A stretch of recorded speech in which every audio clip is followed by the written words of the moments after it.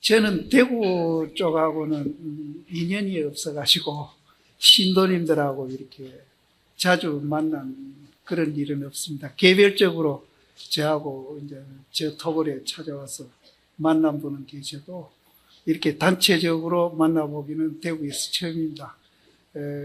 좀 부족한 게 있더라도 잘 봐주십시오.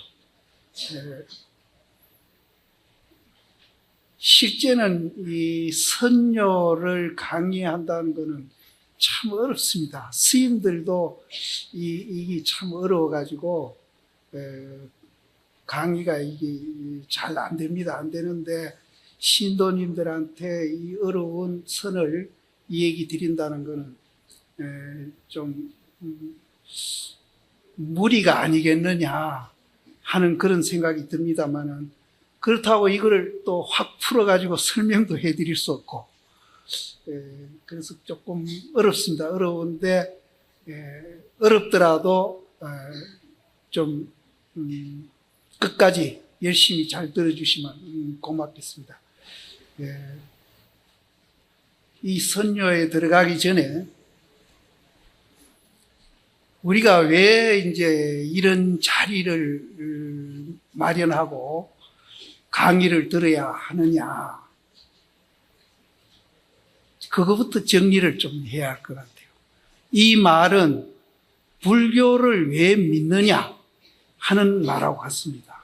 불교를 왜 믿느냐. 또 이런 자리를 마련해서 또 강의를 왜 듣느냐 하는 거 같은 말입니다. 같은 말인데,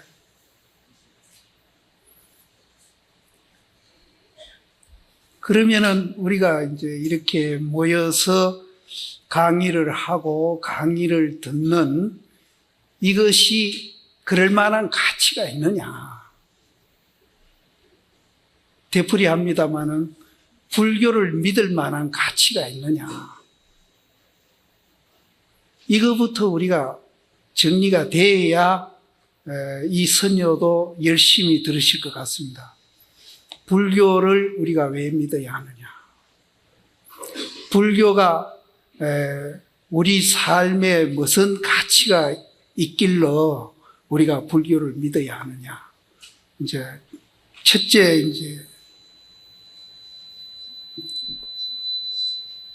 부처님 예를 들어서 우리가 이 얘기를 드린다면은, 부처님은 지금 우리가 비교를 하면은 부처님이 살았던 시대에 그 여러 가지 외적인 그런 행복의 조건이 아무것도 아니라고 한다 하더라도, 그 당시로는 부처님이 갖고 있던 그 행복의 여러 가지 외적인 조건, 그거는 그 나라에서 부처님이 제일 갔던 분입니다.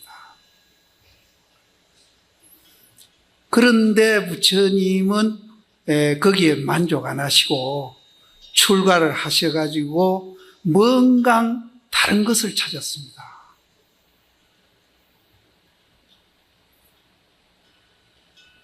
그러면은 우리가 이제 불교를 믿는 것이 그런 행복의 조건을 밖에서 충족되는 것을 우리가 찾기 위해서 불교를 믿느냐. 그럼 부처님 비교를 해보면은 그거는 아니라는 답이 금방 나옵니다. 그 당시로는 부처님이 그래도 행복의 조건, 외적인 조건입니다. 외적인 조건은 그 나라에서 제일 갖추고 살았던 겁니다. 그런데 부처님은 거기에 만족 안 하시고 무엇을 다른 걸 찾았습니다. 그러면은 부처님이 찾아서 그 행복을 찾아서 당신이 6년 동안 각고의 그런 고행을 하시면서 찾았던 행복이 도대체 뭐냐? 이게 불교입니다. 그러면은 그것이 우리하고 어떤 관계가 있느냐? 그럼 부처님이 찾았던 그 행복이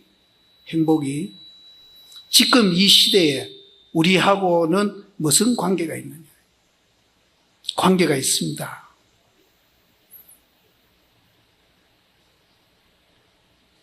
부처님이 찾았던 그 행복의 그 내용을 지금도 우리가 찾게 된다면은 그런 외적으로 오는 조건의 그 행복, 여기하고는 비교할 수가 없다는 겁니다. 예를 들어서 우리가 외적으로 갖추어진 조건에 대한 행복을 부처님 같이 그렇게 다 갖췄다고 가정을 한다면은 우리가 정말로 행복하게 잘 살 수 있을까요?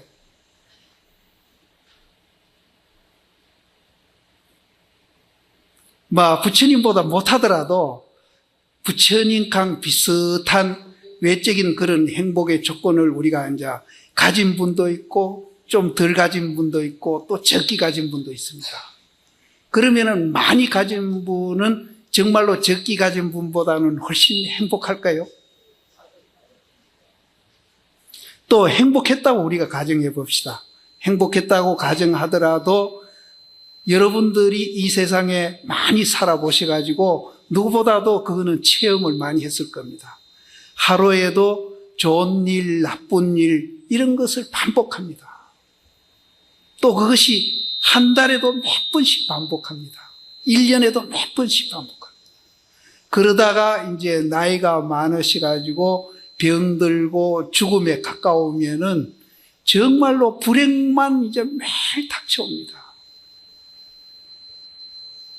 그러면은 우리가 부처님 같이 그런 외적인 그런 행복의 조건을 많이 갖췄다고 우리가 가정하더라도 과연 그것이 이제 행복하지 않다는 것을 제가 이제 부처님과 비교해서 잠깐 말씀드렸습니다. 그러면은 부처님이 이런 외적인 조건 말고 부처님이 찾았던 그 행복, 그거는 그럼 도대체 어떤 행복이냐? 그것이 불교고. 그래서 그것은 당나라의 운문 스님이라는 분이 그분 말씀에 의한다면은 이거는 나쁜 일, 좋은 일이 반복하는 행복이 아니고 매일매일 좋아지는 행복이라는 겁니다. 매일매일 좋아지는. 또 매사마다 다 좋은 행복이에요.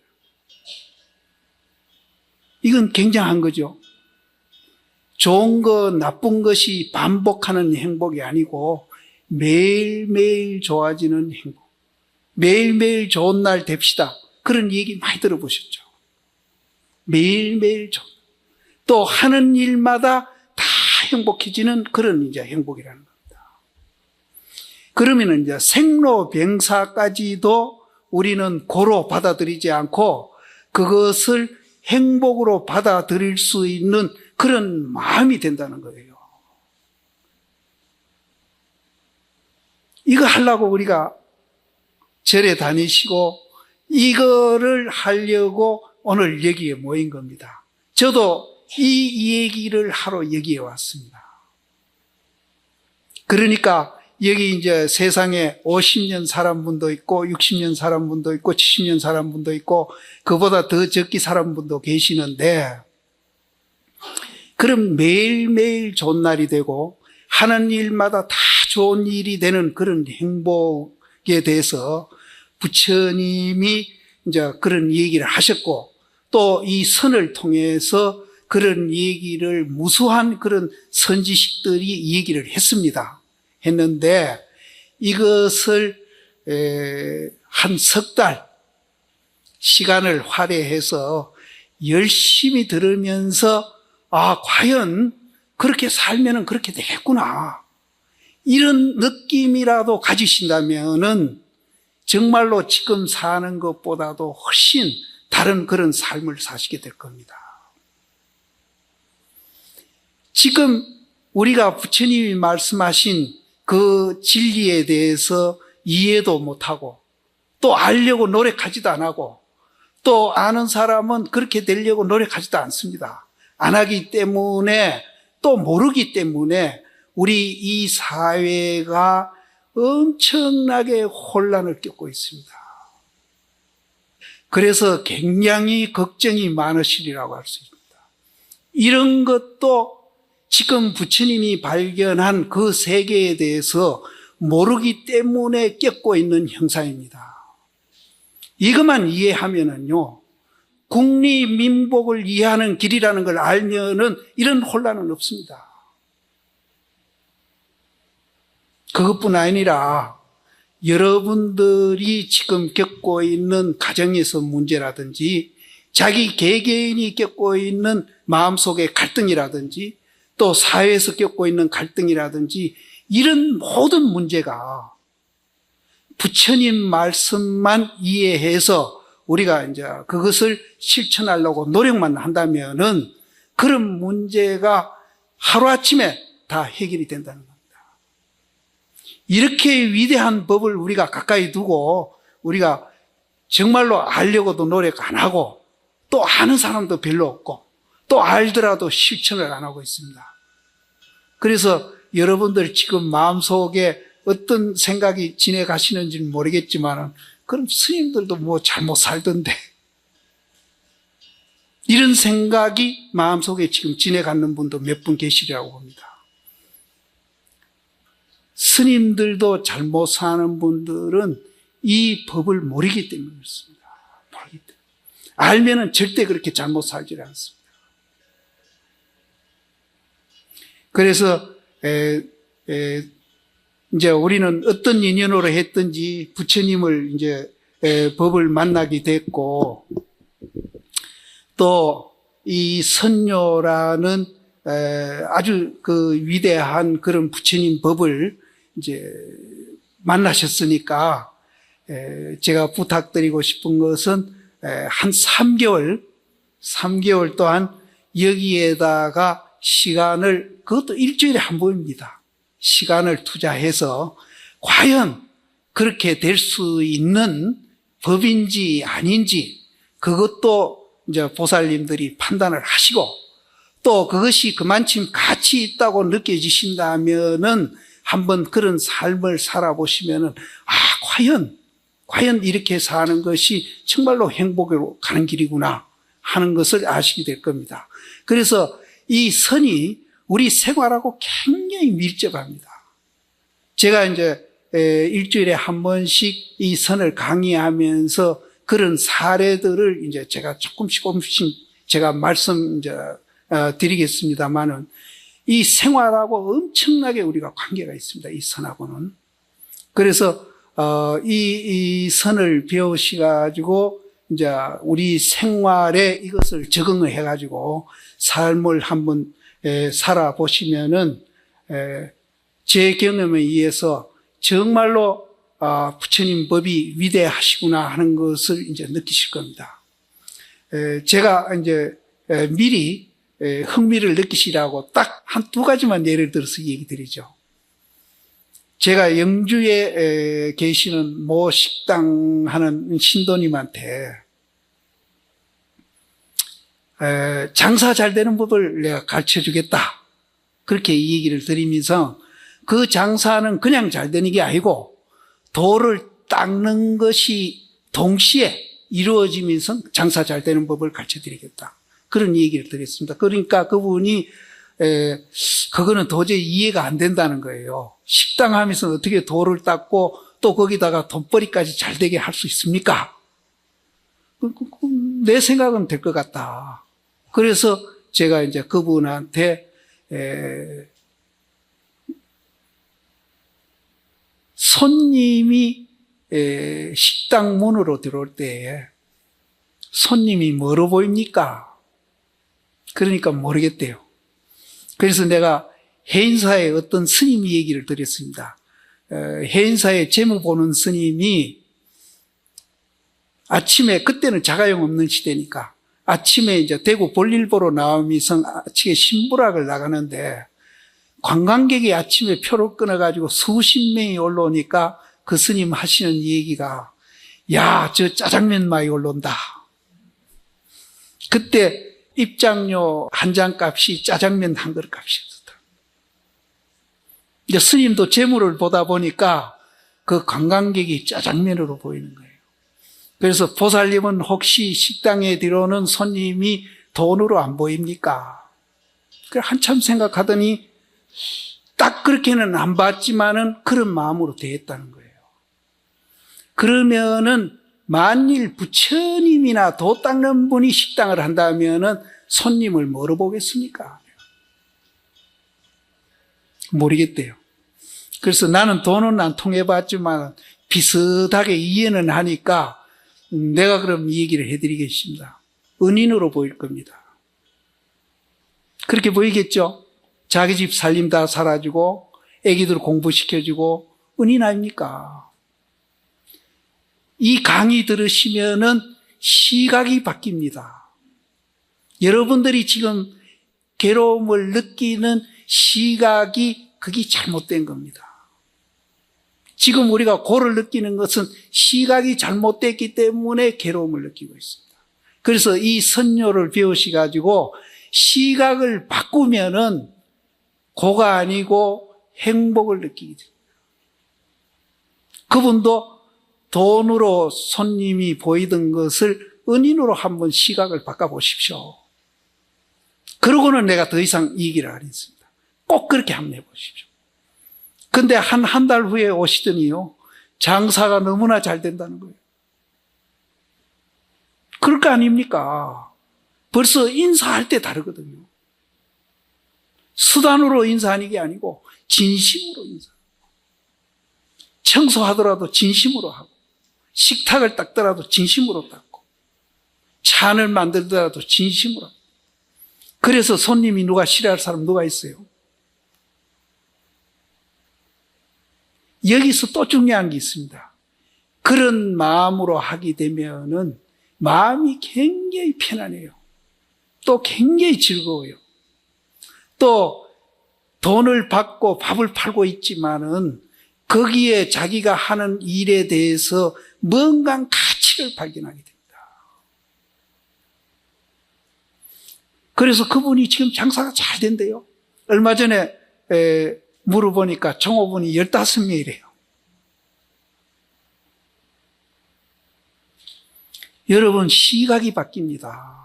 시각을 또 바꿔야 합니다.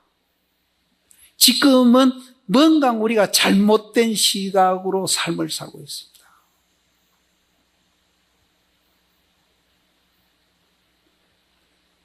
그러면은 이런 시각을 이제 내가 낱낱이 바꿔드릴 수는 없잖아요. 여러 신도님들한테. 본인이 바꿨는데 어떻게 하면은 시각이 바뀌느냐. 이 얘기가 지금 이제 선녀에 계속 나옵니다. 계속 나옵니다.